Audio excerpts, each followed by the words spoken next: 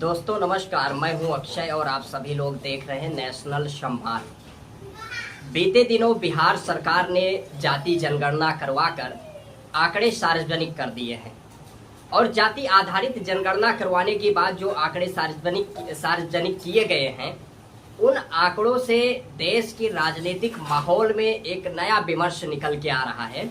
क्योंकि भारतीय जनता पार्टी जो हिंदू बनाम मुस्लिम की राजनीति करती रही है, सांप्रदायिकता की राजनीति करती रही है, तो क्या अब सामाजिक न्याय के मुद्दे पर राजनीति होगी या 2024 के लोकसभा चुनाव में बीजेपी को सामाजिक न्याय के मुद्दे पर पिच पर आना होगा? इस विषय पर एक नया विमर्श निकल के आ रहा है।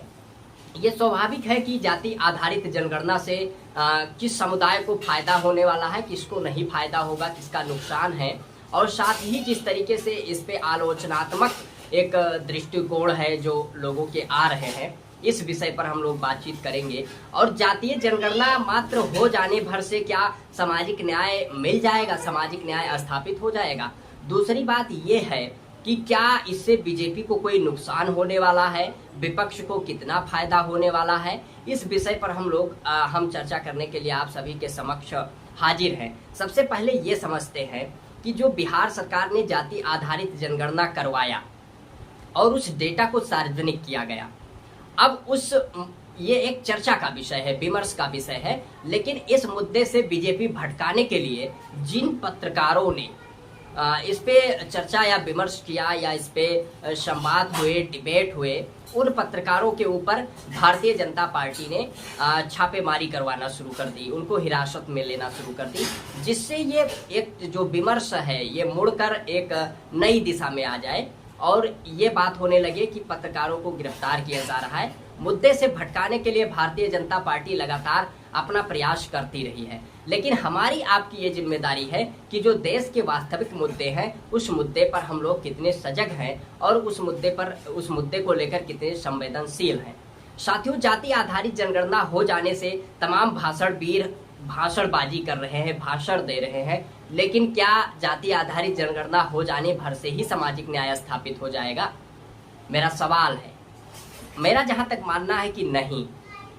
जातीय जनगणना होने से दिक्कत किसको है, इस चीज को समझते हैं। जब 10% EWS कोटा लाया गया तो उसमें कई राजनीतिक दलों ने समर्थन किया, इसका विरोध नहीं हुआ, मजबूती से इसका समर्थन किया गया और इसको अध्यादेश कानून बना और इसको इम्प्लीमेंट भी किया गया। विश्वविद्यालयों से लेकर सभी संस्थाओं में 10% रिजर्वेशन दिया जा रहा है। लेकिन जब जाति आधारित जनगणना हो गई है तो आप सोशल मीडिया पर देखेंगे उस आंकड़े को पोस्ट करने पर जिस तरीके से गालियां लिखी जा रही हैं, जिस तरीके से कुतर्क किए जा रहे हैं, तो ये कौन लोग हैं? इस चीज को यदि हम समझने का प्रयास करते हैं तो ये स्पष्ट हो जाता है कि ये वही लोग हैं जिनको जाति बनाने में तो अच्छा लग रहा था, लेकिन जब जाति गिनने की बात आई तो इन लोगों को तकलीफ हो रही है। अब जातीय जनगणना से तकलीफ क्यों हो रही है?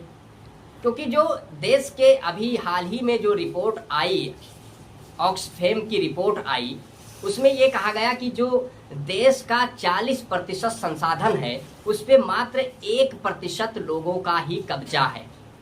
तो ये सवाल है कि 1% लोग कौन हैं? कौन लोग हैं 1% लोग जिनका देश के संसाधनों पर 40% संसाधनों पर उन्हीं का कब्जा है? दूसरी बात यह है कि जिस तरीके से समाज में बांटो और राज करो नीति अपनाई जाती है, एक जाति से दूसरी जाति को लड़ाने का कार्य किया जाता है। ये कहा जाता है कि आपका हिस्सा कुर्मी खा गया, आपका हिस्सा यादव खा गया, आपका हिस्सा मौर्य खा गया। एक जाति से दूसरी जाति में लड़ाने का कार्य किया जा रहा था, उस पिच को गिराने का कार्य जातीय जनगणना के आंकड़े ने किया है। क्योंकि अब डेटा सार्वजनिक हो गया और जिसकी जितनी संख्या भारी उसकी उतनी हिस्सेदारी, इस नारे को इम्प्लीमेंट करने की मांग हो रही है। लेकिन यदि बिहार में जातीय जनगणना हुई है, अभी कर्नाटक में, झारखंड में ये खबर आ रही कि वहां भी जातीय जनगणना हो रहा है, तो यदि केंद्र सरकार जाति आधारित जनगणना नहीं करवा रही है तो ये प्रदेश स्तर पे जो जातीय जनगणना करवाए जा रहे हैं, इससे सामाजिक न्याय को स्थापित करने के लिए हिस्सेदारी, भागीदारी और प्रतिनिधित्व देने के लिए एक मांग उठ रही है। और देश में जो भारतीय जनता पार्टी का हिंदू बनाम मुस्लिम का मुद्दा है, सांप्रदायिकता का मुद्दा है, ये कमजोर होता दिख रहा है। और ये एक अलग विमर्श है कि खासकर उत्तर प्रदेश की यदि बात करें तो उत्तर प्रदेश में सबसे अधिक लोकसभा सीटें आती हैं और ये माना जाता है कि उत्तर प्रदेश से ही दिल्ली का रास्ता तय होता है। उत्तर प्रदेश से ही अगर जो अच्छा प्रदर्शन करता है वो पार्टी केंद्र में सरकार बनाती है। लेकिन अब सवाल ये है कि उत्तर प्रदेश में चाहे ओम प्रकाश राजभर हो, चाहे अनुप्रिया पटेल हो, चाहे महान दल हो, इस प्रकार के तमाम वो छोटे छोटे दल हैं जो ओबीसी आधारित राजनीति करते हैं और उनका ये मानना है कि बैकवर्डों की पार्टी है और बैकवर्ड में एक मजबूत अपने समाज में प्रभाव भी रखते हैं। तो ये सारे नेता जो ओम प्रकाश राजभर हो, अनुप्रिया पटेल हो या महान दल हो, ये तमाम जो छोटे छोटे ओबीसी के दल हैं ये भारतीय जनता पार्टी के साथ हैं, बीजेपी के साथ हैं। तो क्या एनडीए के साथ होने से बीजेपी को कोई फर्क नहीं पड़ने वाला है? ये एक विमर्श का विषय है और ये स्वाभाविक है। ये भाषण वीर की यदि बात छोड़ दिया जाए क्योंकि उनको भाषण देना है केवल, और ये इम्प्लीमेंट कितना होगा एक अलग विषय है। लेकिन यदि बीजेपी को यह लगता हो कि हमारे पास ओम प्रकाश राजभर जैसे, अनुप्रिया पटेल जैसे तमाम वो बैकवर्ड नेता हैं, केशव प्रसाद मौर्य जैसे तमाम वो बैकवर्ड नेता हैं जिससे मैं बैकवर्ड वोट ले लूंगा। और सबसे बड़ी बात यह है कि देश के प्रधानमंत्री नरेंद्र दामोदर दास मोदी जी ये डंके की चोट पे कहते हैं कि मैं बैकवर्ड हूँ, ओबीसी हूँ। सवाल ये उठता है, अब यदि बीजेपी को लगता है कि मेरी प्रभाव कम नहीं होगा क्योंकि हम प्रधानमंत्री नरेंद्र मोदी बैकवर्ड है और उनके पास तमाम बैकवर्ड नेता हैं, तो गलत फहमी में बीजेपी है। क्योंकि बीजेपी ने ओबीसी को या एससी एसटी को दिया क्या है, सामाजिक न्याय के मुद्दों पर बीजेपी की संवेदनशीलता कितनी रही है, ये सवाल लाजमी है और ये सवाल होना चाहिए और होगा और बीजेपी को जवाब देना होगा। क्योंकि विपक्ष की भूमिका में जो समाजवादी पार्टी के राष्ट्रीय अध्यक्ष अखिलेश यादव लगातार जाति आधारित जनगणना की मांग कर रहे हैं और यहां तक उन्होंने एनडीए को हराने के लिए पीडीए का नारा दिया है, पिछड़ा दलित अल्पसंख्यक का उन्होंने नारा दिया है। तो स्वाभाविक है कि अभी हाल ही में महिला आरक्षण विधेयक लाया गया, उसमें ओबीसी की महिलाओं के लिए कोई कोटा नहीं रखा गया, एससी एसटी की महिलाओं के लिए कोई कोटा नहीं रखा गया। तो स्वाभाविक है भारतीय जनता पार्टी से ये सवाल होगा कि आपने ओबीसी को क्या दिया। साथ ही जिस तरीके से भारतीय जनता पार्टी एक जाति में दूसरी जाति को लड़ाकर राजनीति करती है, यादव के प्रति कुर्मी को लड़ाती है, कुर्मी के प्रति मौर्य को लड़ाती है, तो जो नफरत भरने का कार्य करती है उस बीजेपी भारतीय जनता पार्टी का ये सूत्र भी फेल होता दिख रहा है। क्योंकि 24 के लोकसभा चुनाव में ये सवाल होगा कि यदि बिहार में यादव 14.27% है तो क्या सरकारी नौकरियों में, प्रथम क्लास की नौकरियों में, देश के सेक्रेटरीज में, देश की कैबिनेट सेक्रेटरीज में क्या 14% यादव की भागीदारी सुनिश्चित है? यदि नहीं तो भारतीय जनता पार्टी को यह जवाब देना चाहिए कि कैसे यादव अति पिछड़ी जातियों का हिस्सा खा रहा है या कैसे मौर्य या कुर्मी कैसे अति पिछड़ी जातियों का हिस्सा खा रहा है। इसके पीछे एक साजिश है कि जो सामाजिक न्याय के मुद्दे के लिए संवेदनशील जातियां हैं, खासकर बैकवर्ड में यदि बात किया जाए तो यादव हुए, कुर्मी हुए, मौर्य हुए, ये 3 जातियां ऐसी मानी जाती हैं कि बहुत संवेदनशील जातियां हैं। तो भारतीय जनता पार्टी इन 3 जातियों को अलग करने के लिए और इन 3 जातियों के प्रति अति पिछड़ों में नफरत भरने के लिए भारतीय जनता पार्टी ये साजिश चलती रही है।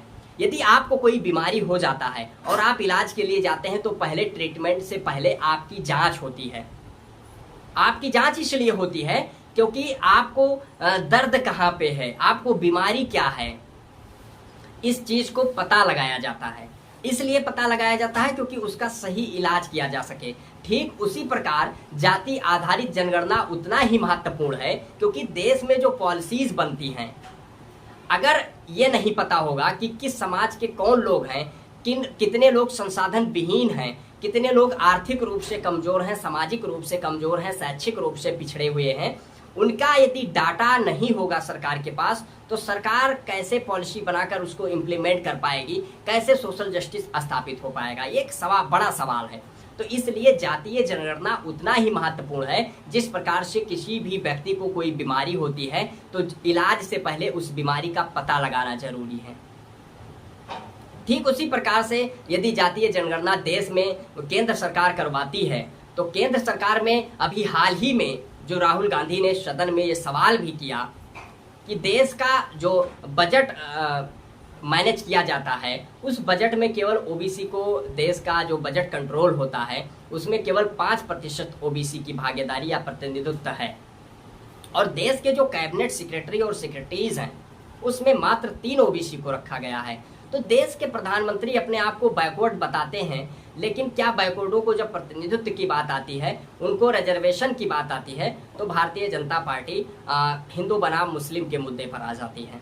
तो स्वाभाविक है उत्तर प्रदेश में जो विपक्ष की भूमिका होगी, जाति आधारित जनगणना ने जो बीजेपी की पोल खोल के रख दी है, और जिस तरीके से चाहे उत्तर प्रदेश में मायावती हो, अखिलेश यादव हो, तमाम वो राजनीतिक दल हैं, आरएलडी हो कि जो कांग्रेस हो, जिस तरीके से उत्तर प्रदेश में भारतीय जनता पार्टी के खिलाफ एक जो नैरेटिव तैयार हो रहा है, जो बीजेपी ने छलने का कार्य किया है ओबीसी एससी एसटी को, उस पर जवाब मांगा जा रहा है। तो स्वाभाविक है कि उत्तर प्रदेश में भी जातीय आधारित जनगणना का प्रभाव होगा और बीजेपी यहाँ से समाप्त होगी। लेकिन बीजेपी अपने हथियार का प्रयोग कर रही है, चाहे पत्रकारों के ऊपर छापेमारी हो, उनको हिरासत में लेना हो, कि बीजेपी इसलिए ऐसा कर रही है क्योंकि जो ये चर्चा का विषय है इस मुद्दे से भटकाया जा सके। ठीक उसी प्रकार जिस प्रकार सदन में महिला आरक्षण विधेयक लाया गया, तो बीजेपी के सांसद द्वारा बहुजन समाज पार्टी के सांसद के प्रति जो अमर्यादित भाषा का, असंसदीय भाषा का प्रयोग किया गया, वो एक साजिश थी बीजेपी का, जो ओबीसी महिलाओं की कोटा के लिए मांग हो रही है उस मुद्दे से भटकाने के लिए। ठीक उसी प्रकार से बीजेपी नया चाल चल रही है। तो इस चाल को समझना होगा। और ये सामाजिक न्याय केवल जाति आधारित जनगणना हो जाने भर से ही स्थापित नहीं होगा।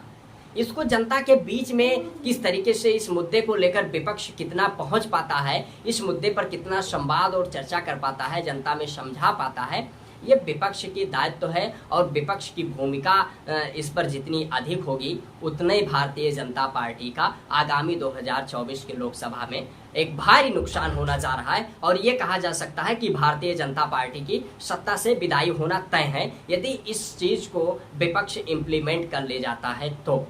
इस विषय पर आपकी क्या प्रतिक्रिया है? आप अपनी प्रतिक्रिया अवश्य दीजिए कमेंट बॉक्स के माध्यम से। यदि वीडियो को चैनल पर देख रहे हैं तो यूट्यूब चैनल को सब्सक्राइब करें, वीडियो को फेसबुक पेज पर देख रहे हैं तो पेज को फॉलो करें। तब तक के लिए जय हिंद, जय भारत।